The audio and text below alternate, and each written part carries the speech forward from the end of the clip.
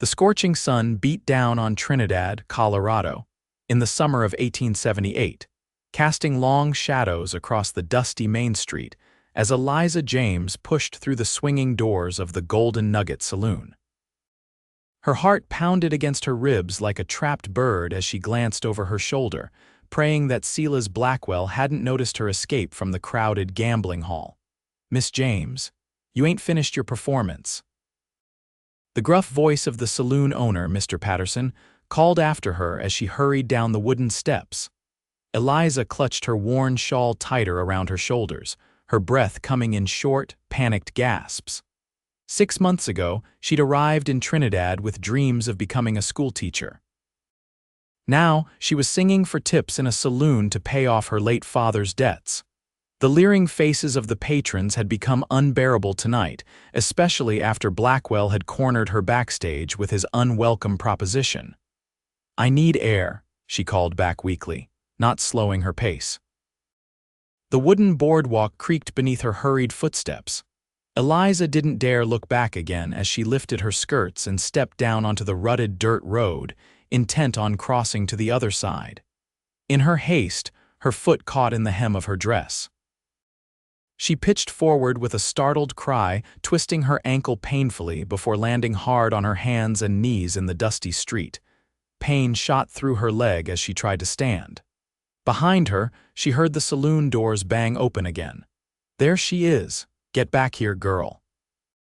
Patterson's voice rang out, angrier now. Tears of pain and frustration welled in Eliza's eyes as she struggled to rise, her ankle throbbing. A wagon rumbled down the street toward her, the driver shouting for her to move. Strong hands suddenly gripped her waist, lifting her effortlessly from the ground. "Whoa there, miss. Seems you're having a rough night," a deep voice said as she found herself cradled against a broad chest. Eliza looked up into the face of a man she'd never seen before. Beneath the shadow of his wide-brimmed hat, his eyes were the color of a summer sky. His expression was serious but kind, and a thin layer of trail dust covered his tanned face. "Please," she whispered, glancing back at the approaching saloon owner. "I can't go back there."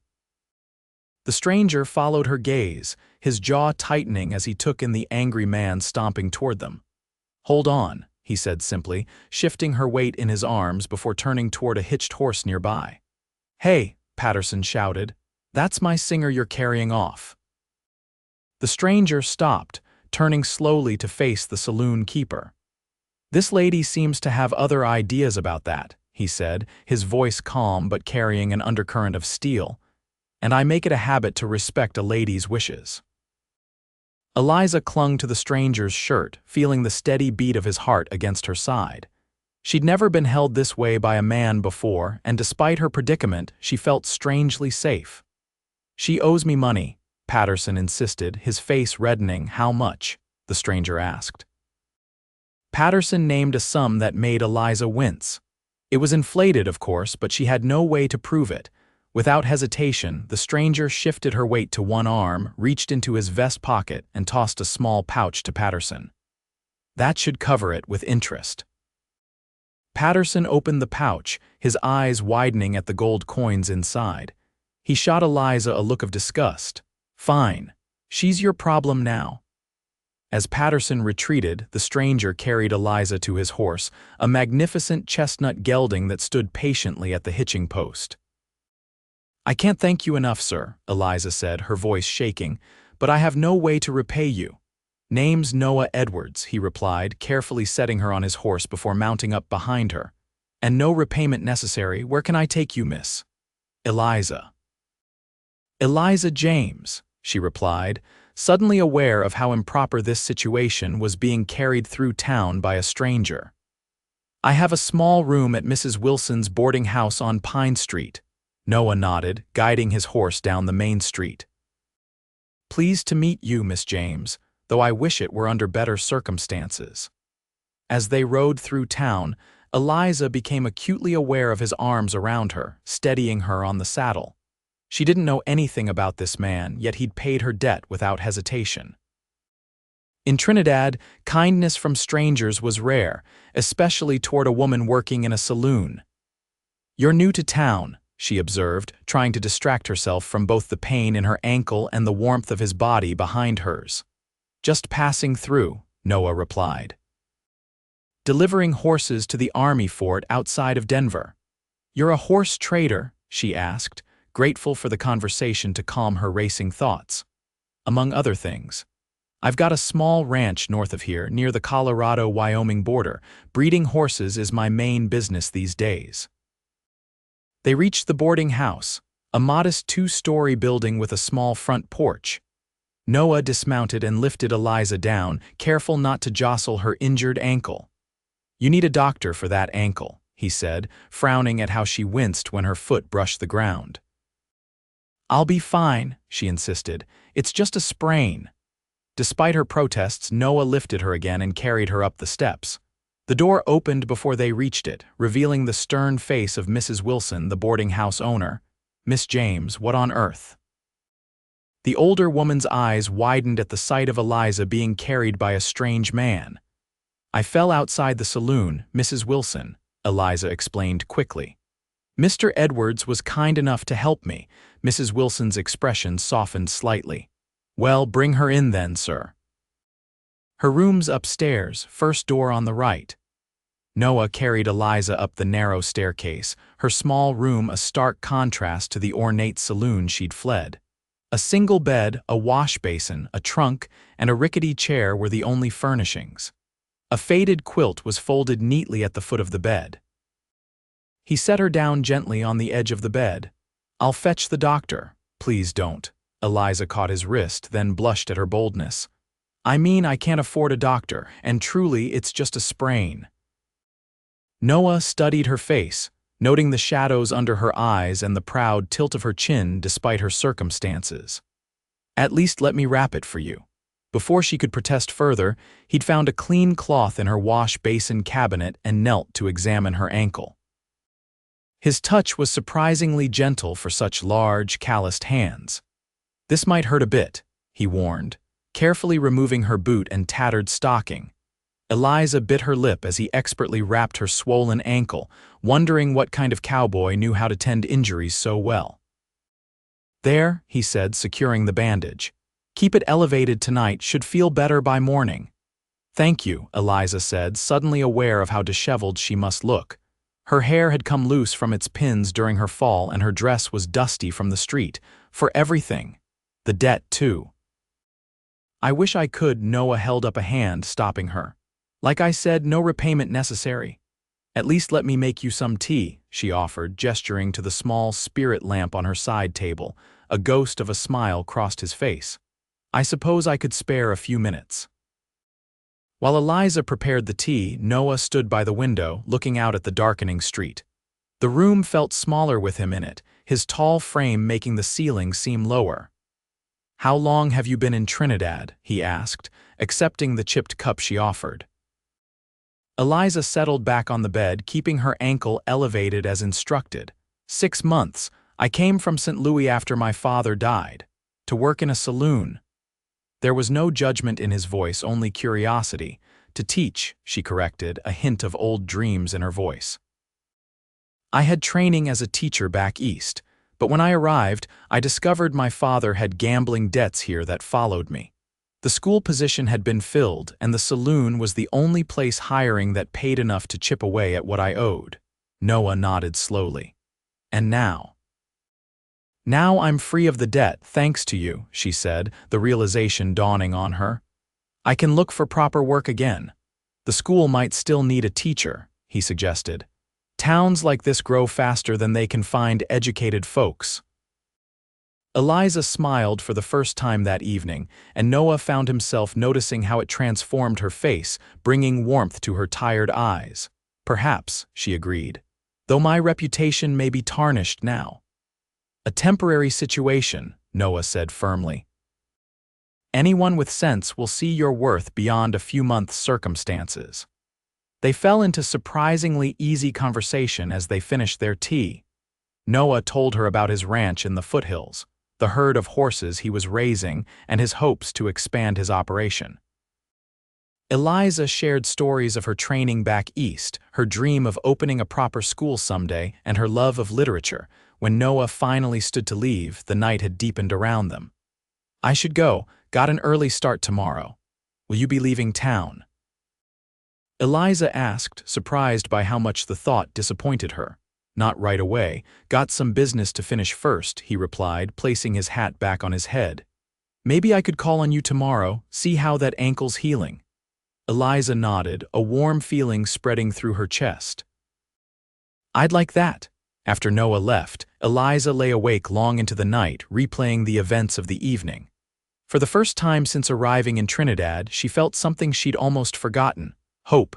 Morning brought sunshine streaming through Eliza's small window and a knock at her door. Mrs. Wilson entered with a tray of breakfast and an envelope. "That cowboy left this for you," she said, handing Eliza the sealed note. "Seems you made quite an impression." Eliza opened the envelope with curious fingers, finding a brief note inside. "Miss James, business calls me away until afternoon. Please accept this small token to assist with your fresh start. I'll call on you at 4 o'clock if agreeable. Respectfully, N. Edwards." Enclosed was enough money to see her through several weeks without work. Eliza gasped, torn between gratitude and pride. She couldn't accept such charity, but the thought of returning it made her stomach knot with anxiety. She had nothing, and winter would come soon enough. Mrs. Wilson watched her reaction with shrewd eyes. "He seems a decent sort. Paid your boarding fees for the month, too." "He did what?" Eliza's head snapped up in surprise.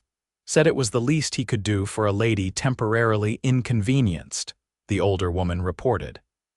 "I've been running this boarding house for 15 years, Miss James, and I can spot a good man when I see one. Whatever your past at that saloon, this Mr. Edwards sees something worth investing in." Throughout the morning, Eliza tested her ankle, finding it much improved though still tender. By midday, she'd made a decision. She would accept Noah's generosity as a loan, not a gift. She would find work, respectable work, and repay him every cent. With newfound determination, she dressed in her finest, a modest blue calico dress that had seen better days but was still presentable, and made her way carefully down to the street. Her first stop was the general store, where she'd heard they sometimes needed help. The storekeeper, Mr. Whitman, listened to her request with a skeptical expression. "Ain't you the gal that sings over at Patterson's place?" Eliza straightened her shoulders. "I was, sir. But I'm seeking more suitable employment now. I have education and can keep accounts as well as assist customers." He scratched his beard. "Don't know if the wives would take kindly to shopping where a saloon girl works." "Former saloon girl," Eliza corrected firmly. "And I was only ever a singer, sir." Mr. Whitman shook his head. "Sorry, miss, can't risk the gossip." Similar rejections followed at the dress shop and the hotel. By mid-afternoon, Eliza's spirits had fallen as low as they'd been the night before. She sat on a bench outside the town's small library, fighting back tears of frustration. "Miss James," a woman's voice interrupted her thoughts. "Are you well?" Eliza looked up to see Mrs. Bennet, the minister's wife, watching her with concern. They'd met briefly when Eliza first arrived in town, before circumstances had forced her to the saloon. "Yes, thank you," Eliza replied, quickly wiping her eyes. "Just resting my ankle. I had a fall yesterday." Mrs. Bennet sat beside her. "I heard about that." "And about the cowboy who carried you home." Her eyes held no judgment, only kindness. "You know, I've been looking for someone to help with the children's education at the church. Just reading and basic figures 3 days a week. It's not much, but—" Hope flickered in Eliza's chest. "I'm trained as a teacher, Mrs. Bennet." The woman smiled.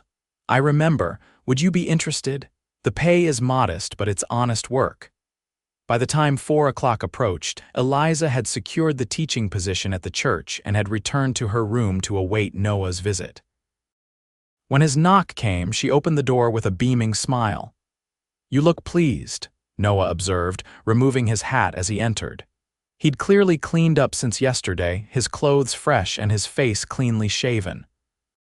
Without the trail dust, Eliza could see he was younger than she'd initially thought, perhaps only a few years older than her own 22 years. "I have a teaching position," she announced proudly. "At the church. It's only part-time, but it's a start." "That's wonderful news," Noah said, genuine pleasure in his smile.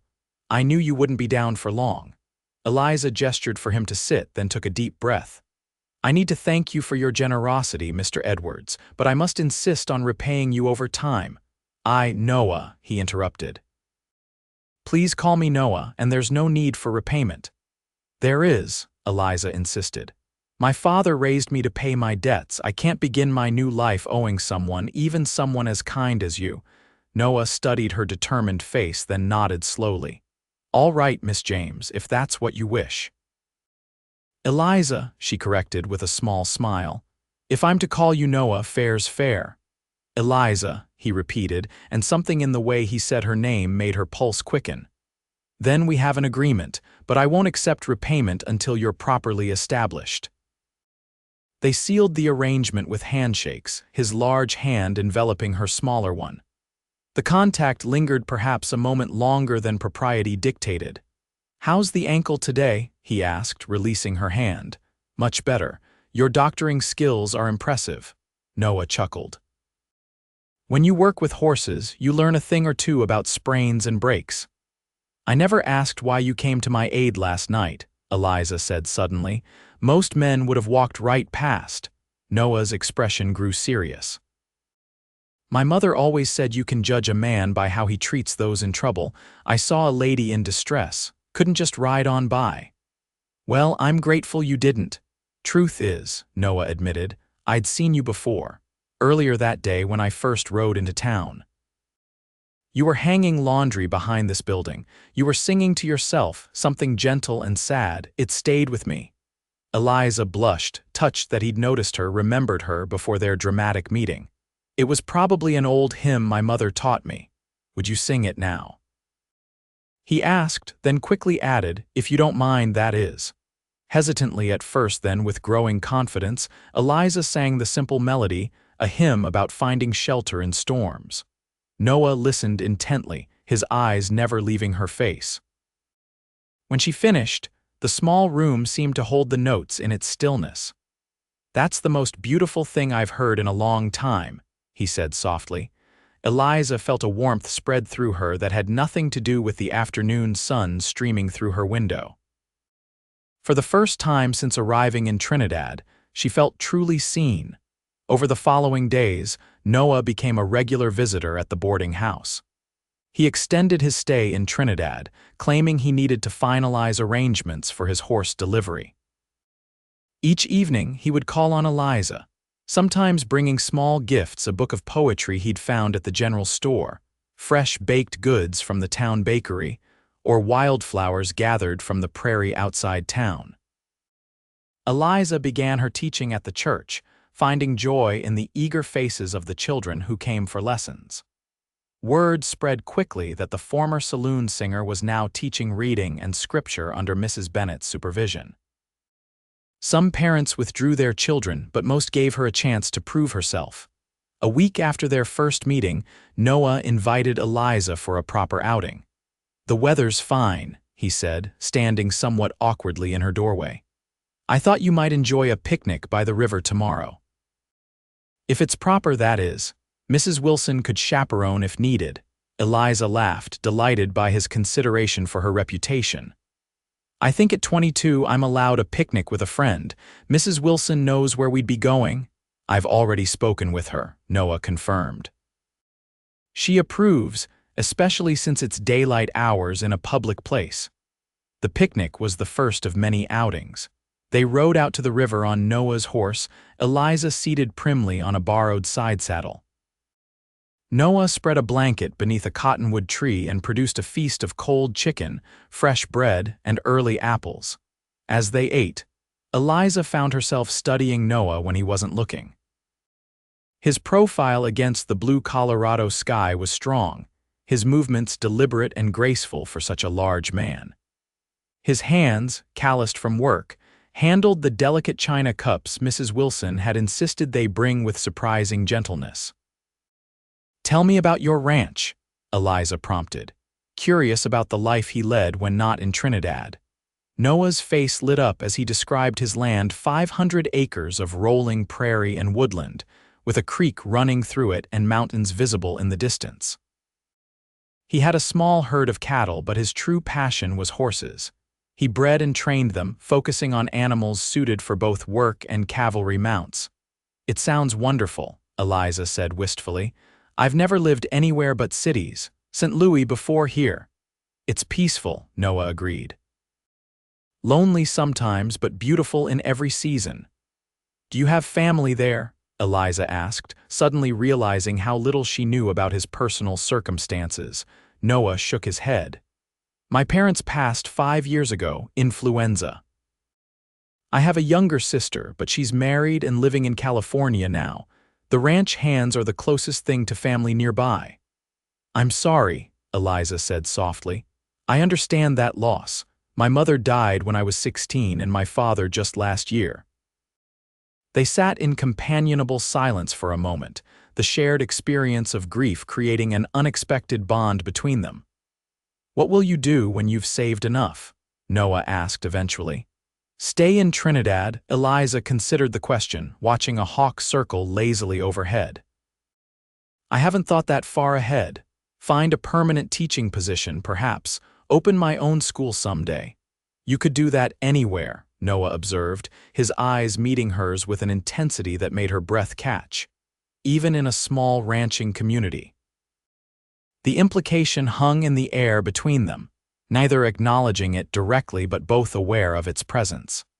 As September turned to October, Eliza's position at the church expanded to include adult literacy classes 2 evenings a week.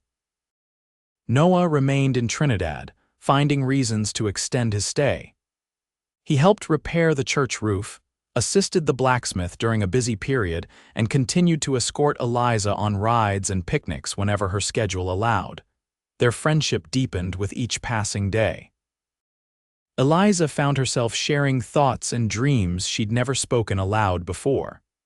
Noah listened attentively, offering encouragement and practical advice when asked. He spoke of his own hopes for expanding his horse breeding program, perhaps supplying mounts for stage-coach companies throughout the territory. You should see the foals this spring, he said one evening as they walked along the river. There's one filly in particular coat like burnished copper, white star on her forehead. She's going to be extraordinary. I'd like that, Eliza replied, then stopped, realizing what she'd implied. Noah stopped too, turning to face her. The setting sun cast a golden light across his features as he studied her face. Would you? He asked softly. Eliza felt her heart beating rapidly. I mean, I would enjoy seeing your ranch someday. Eliza, Noah began, then paused, choosing his words carefully. I've stayed in Trinidad far longer than I intended. Your business is taking more time than expected, she suggested, though they both knew his business had been concluded weeks ago. Noah smiled, a tender expression that made his eyes crinkle at the corners. I think you know why I've stayed. He reached for her hand, his touch gentle as he enfolded her fingers in his. I've never met anyone like you. Your strength, your determination to make a better life, your kindness despite everything you've faced. Eliza looked down at their joined hands, emotions swirling through her. In just a month, this man had come to mean more to her than anyone since her parents. The thought of him leaving Trinidad created an ache she couldn't ignore. I care for you, Eliza, Noah continued, his voice deep with sincerity. More than I expected to care for anyone again. I know it's sudden and I don't want to rush you, but I need to return to my ranch soon. Winter's coming and there's much to prepare. I care for you too, Eliza admitted, meeting his gaze. These weeks have been the happiest I've known in a very long time. Noah's expression brightened. Then perhaps he stopped as the church bell began to toll, signaling the hour. Your adult class, he remembered. Eliza nodded reluctantly. I should go. May I call on you tomorrow? Noah asked, still holding her hand. There's more I'd like to say when we have proper time. Yes, Eliza whispered, her heart full of anticipation and a touch of fear at what tomorrow might bring. That night she barely slept, her mind racing with possibilities. Was Noah going to propose after just a month of acquaintance? It seemed rushed, yet in her heart it felt right. In the frontier territories, courtships often progressed quickly, especially when winter approached.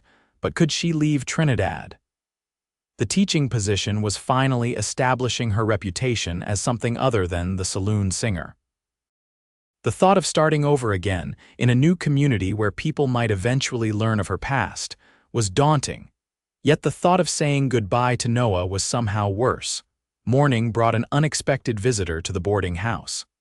Eliza was just finishing breakfast when Mrs. Wilson appeared in the dining room, her expression troubled. "Miss James, there's someone asking for you, a Mr. Blackwell." Eliza froze, her cup halfway to her lips. Silas Blackwell was one of Patterson's regular patrons at the saloon, a wealthy cattle baron known for his ruthless business practices and unwanted attention toward the female performers. "Did he say what he wants?" Eliza asked, setting down her cup with a trembling hand. "Just that he has information you'll find valuable," Mrs. Wilson replied. "I can send him away if you prefer." Eliza considered her options. Refusing to see him might only make him more persistent. Better to hear what he wanted and be done with it. "I'll speak with him on the porch," she decided. Not inside. Silas Blackwell stood on the boarding house porch, twirling his hat in his hands. He was a tall man in his 40s, expensively dressed and meticulously groomed, his mustache waxed to perfect points. His smile when he saw Eliza didn't reach his cold eyes. "Miss James," he greeted her. "You're looking well. Better than the last time I saw you, sprawled in the street." Eliza remained in the doorway, one hand on the frame. "What do you want, Mr. Blackwell?" "Straight to business. I admire that." He stepped closer, lowering his voice.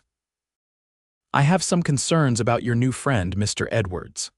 A chill ran down Eliza's spine. "What about him? Did you know there's a wanted poster with his name on it in Cheyenne?" Blackwell asked, watching her face carefully. "Cattle rustling, horse thieving, very serious charges." Eliza's heart stuttered, but she kept her expression neutral. "I don't believe you," Blackwell shrugged. "Believe what you like. I recognized him when he carried you off that night. I do business in Wyoming occasionally. Edwards has quite a reputation up there." "If that were true, why haven't you notified the sheriff?" Eliza challenged. "Perhaps I'm giving him a chance to leave quietly," Blackwell suggested. "Or perhaps I thought you should know the kind of man you're associating with." He placed his hat back on his head.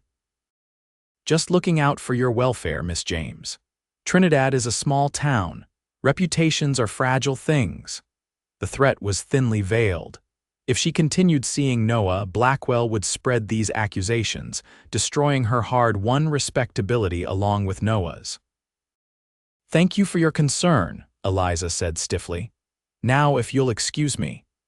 As Blackwell departed, tipping his hat with mock courtesy, Eliza retreated inside, her mind in turmoil. Could there be any truth to his claims? Noah had never spoken of trouble with the law, but then, would he have mentioned such things to a woman he was courting? She thought of the Noah she knew, his gentle hands tending her injury, his respectful manner, his honest discussions of his ranch and business. Nothing in his behavior suggested a man running from the law. Yet doubt, once planted, was hard to uproot. When Noah called that afternoon, Eliza met him with manufactured composure. They sat in the boarding house parlor, the door left open as propriety demanded. Mrs. Wilson bustling past frequently. "You seem troubled today," Noah observed, his brow furrowing with concern. Eliza hesitated, then decided directness was best. "I had a visitor this morning, Silas Blackwell." Noah's expression darkened. "The cattle baron, what did he want?" "He claims to know you," Eliza said carefully, watching Noah's reaction.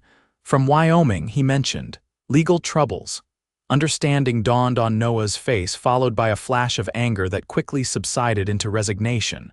"I see, and you're wondering if there's truth to it. Is there?" Eliza asked simply. Noah was quiet for a long moment, his gaze fixed on some distant point. "Yes and no," he finally said.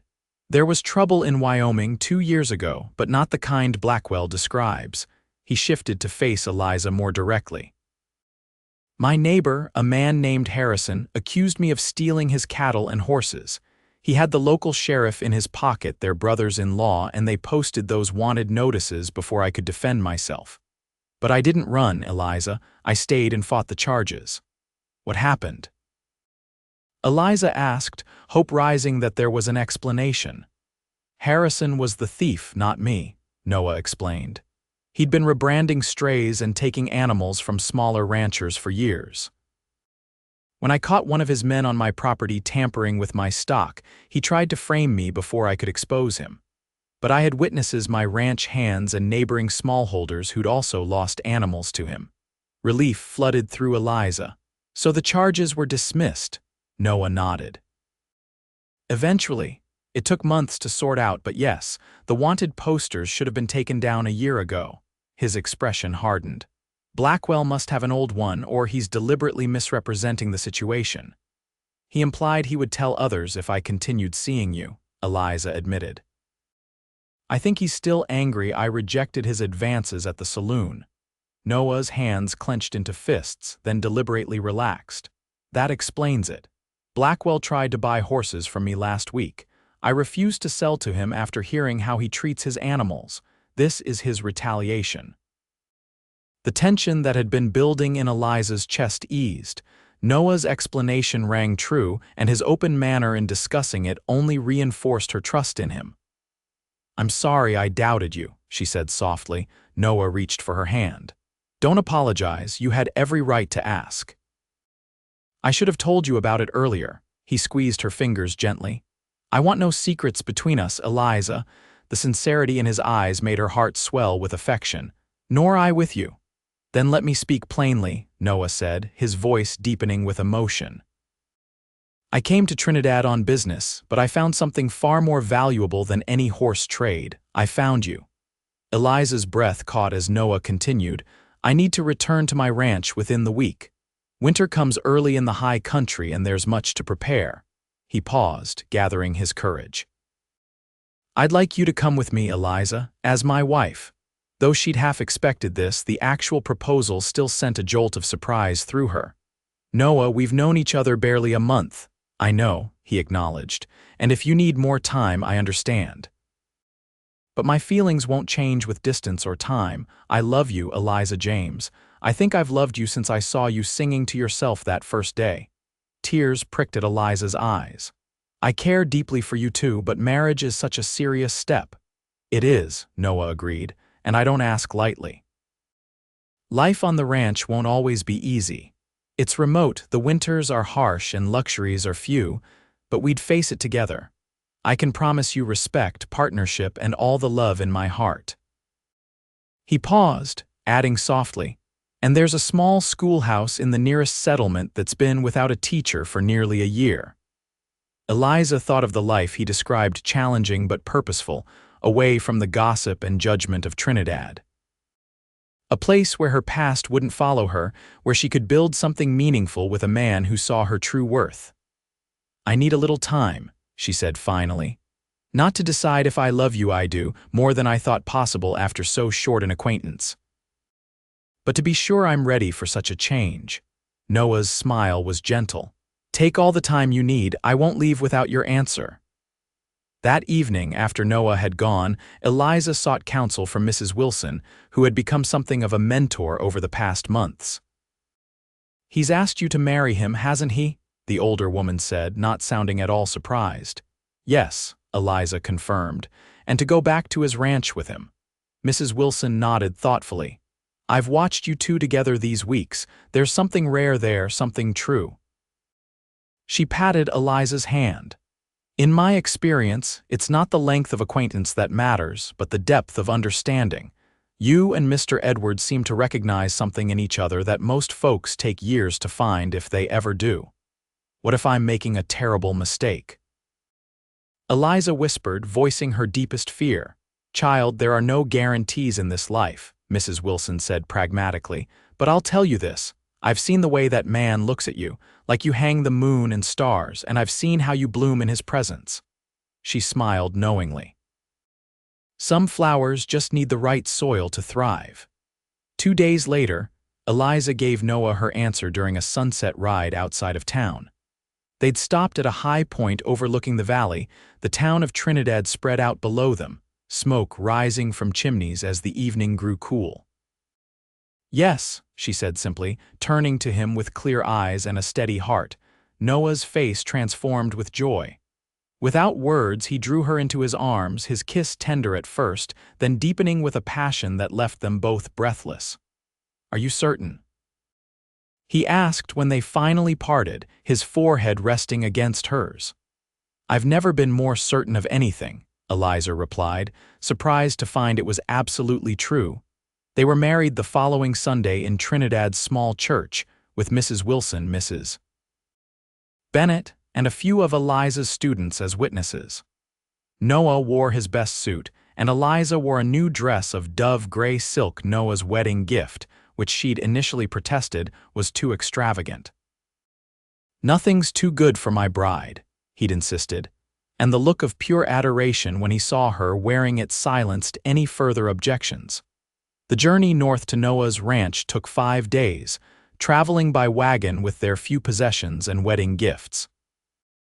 Eliza marveled at the changing landscape as they left the lower elevations of southern Colorado, climbing into more rugged country with each passing day. Noah pointed out landmarks and shared stories of his early days in the territory, his pleasure at showing her his world evident in every word. On the 5th day, as evening approached, Noah reined in the horses at the crest of a low ridge. "There it is," he said softly. "Home." Eliza followed his gaze to the valley below. A sturdy log house stood near a creek lined with cottonwoods, their leaves golden in the autumn light. Nearby were a large barn, corrals, and several smaller outbuildings. Smoke rose from the chimney, and as they watched, a man emerged from the barn, shading his eyes to look up at them. "Thomas," Noah explained, "my foreman, I sent word we were coming." As they drove down into the valley, Eliza felt a curious mixture of trepidation and homecoming. This place was nothing like the cities she'd known all her life, yet somehow it felt right. Thomas and the other ranch hands greeted them warmly, helping unload the wagon and showing obvious respect for their boss and curiosity about his new wife. The house was larger than it had appeared from a distance, 6 rooms in all, solidly built and simply furnished with pieces Noah had either made himself or commissioned from a carpenter in the nearest town. "It's not fancy," Noah said as he showed Eliza through the rooms, "but it's sturdy. Keeps the cold out in winter and catches the breezes in summer." "It's wonderful," Eliza said sincerely, running her hand along the smooth pine table in the kitchen. "I can feel how much care went into building it." That night, as husband and wife for the first time, they discovered each other with gentle exploration and growing passion. Afterward, lying in Noah's arms, Eliza felt a peace she'd never known before. "Happy?" Noah asked, pressing a kiss to her temple. "Beyond words," she replied, nestling closer against his warmth. "I never imagined finding this kind of happiness, especially not after." "After what?"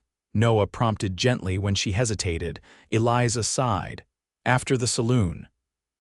I thought that chapter of my life might always define me, always limit what I could hope for." Noah's arms tightened around her. "We all have chapters we'd rather not have others read, but they're part of the story that made us who we are." He traced her cheek with a tender finger. "And I love every word of you, Eliza Edwards." The name still felt new on her ears, but right. "And I love you, Noah Edwards. Every word." As autumn deepened into winter, Eliza adapted to ranch life with determination and growing confidence. She learned to manage the household, to cook on the temperamental wood stove, to preserve food for the winter months, and to treat minor injuries and illnesses when the nearest doctor was a day's ride away. Noah taught her to ride properly, not side saddle, but astride, the way practical women of the West rode when there was work to be done. He showed her how to handle a rifle for protection, and how to recognize the signs of changing weather that could mean danger on the high plains. In return, Eliza brought her own skills to their partnership. She set up a small classroom in one of the unused rooms, offering lessons to the children of nearby homesteaders and the younger ranch hands who wanted to improve their reading and figures.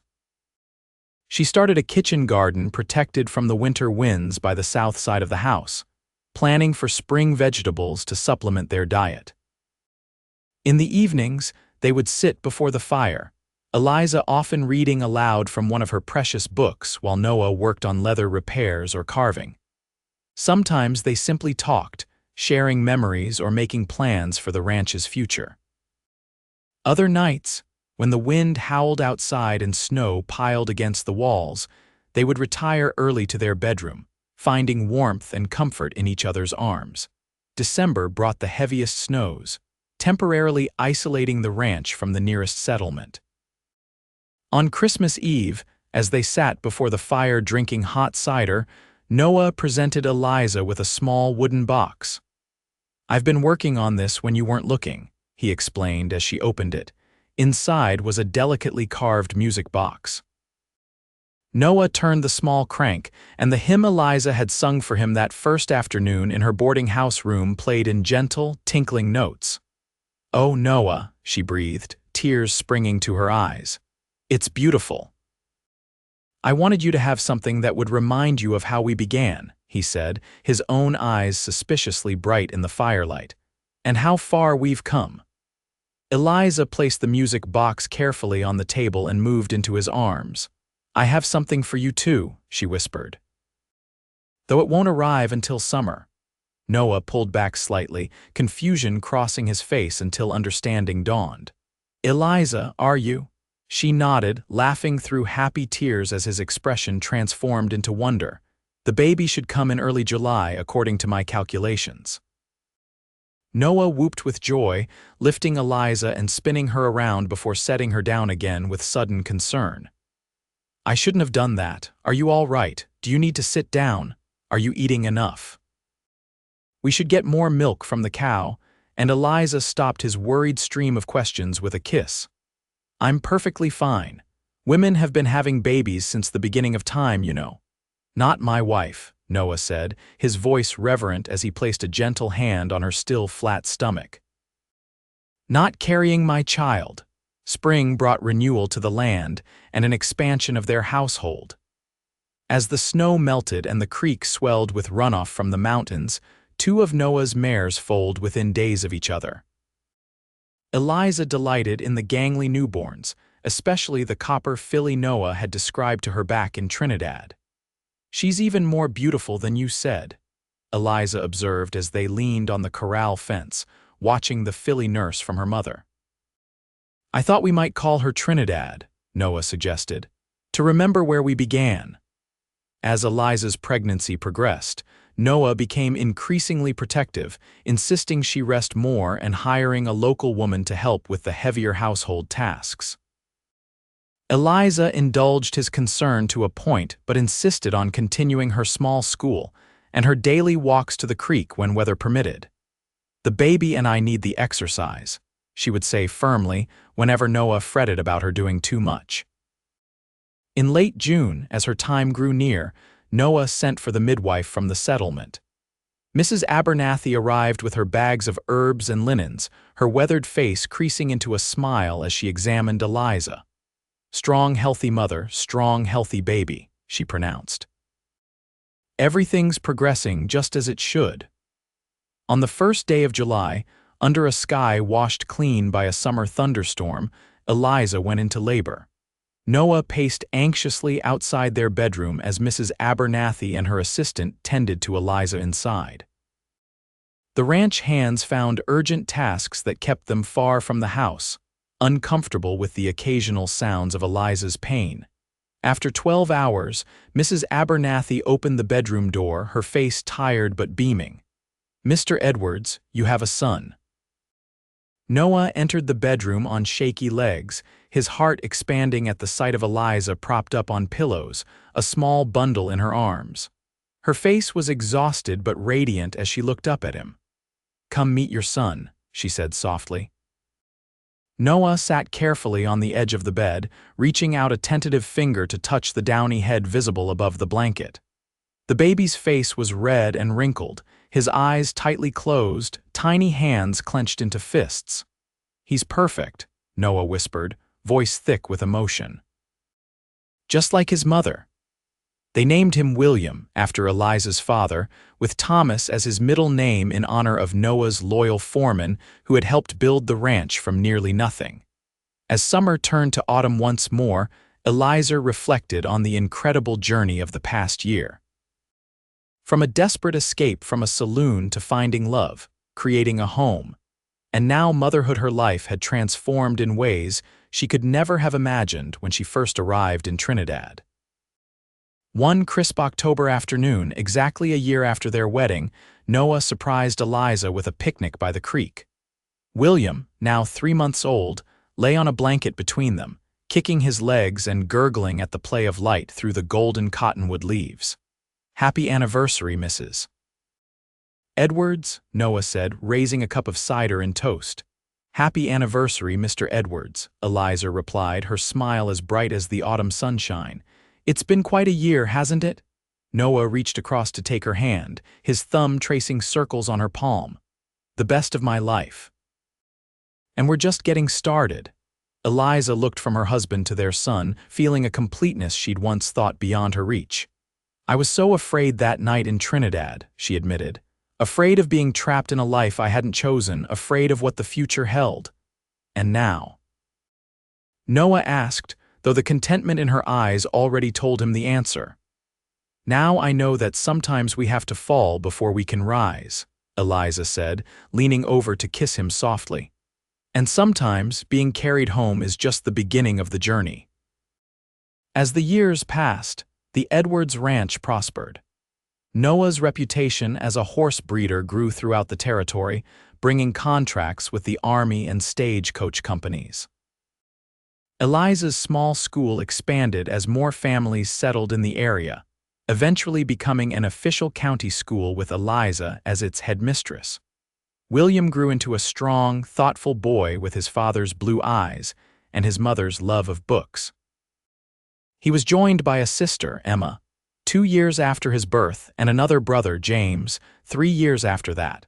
On quiet evenings when the children were asleep and the work of the day was done, Noah would sometimes take out the music box he'd made that first Christmas. As the familiar hymn played, he and Eliza would dance slowly in the firelight, remembering the unlikely meeting that had brought them together, a frightened young woman falling in the dusty street of Trinidad, and the cowboy who had lifted her up and carried her home.